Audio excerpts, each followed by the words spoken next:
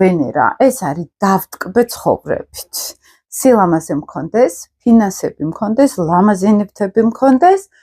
ეს სილამაზისგან შეხება ეს არის ყველაფერი, ეს არის კულინარიაში რომ ლამაზად აფორმებენ რაღაც საჭმელებს, მაგალითად ტაძრები, რომელიც ლამაზად არის მოხატული, მოდა, რომელიც სილამაზეს ემსახურება, მაგალითად ურთიერთობები, რომელიც ჰარმონიას ემსახურება სიტყვაზე, ეს ვენერას არქეტიპი არის. აი ეს სილამაზე შინაგანი არის ასევე ჰარმონიულ ურთიერთობებთან კავშირში და მინუს ენერგია რა არის? მე მინდა სილამაზე ჰარმონია.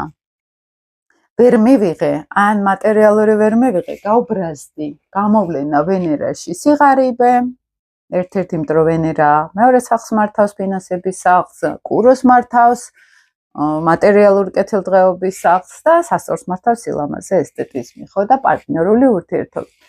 პირად ურთიერთობებში პრობლემები, არქეტიპულ დონეზე გეუბნებით ახლა. ყველასთან კონფლიქტები მაქვს, რომ ამბობენ ხოლმე, ყველასთან ვჩხუბობ.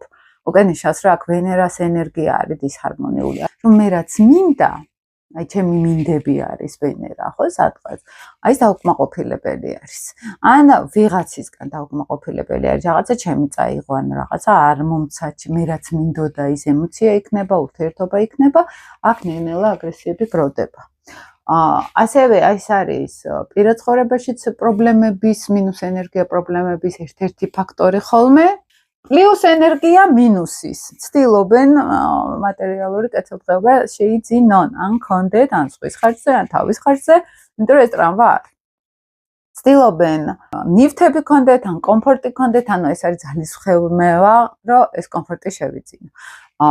პლუსის მთავარი პლუსი ესე რომ თქვა, ეს არის, რომ მე თავისუფლად ბუნებრივად გამომდის ჰარმონიული ურთიერთობები, მე ყველას მოვწონ ვარ, მე ლამაზი ვარ და ამით ან ფულს შოულობ, ან კარგად დავოჯახდი მაგალითად, ან კაცის შემთხვევაში მას მარტივად გამოსდის ფინანსური კეთილდღეობა, საზოგადოებასთან ურთიერთობებს მარტივად აწყობს. და გულუხვიც არის ადამიანში შინაგანად, ხო? ანუ გულის ჩაკრა კარგად მუშაობს, ესე რომ თქვა, ხო?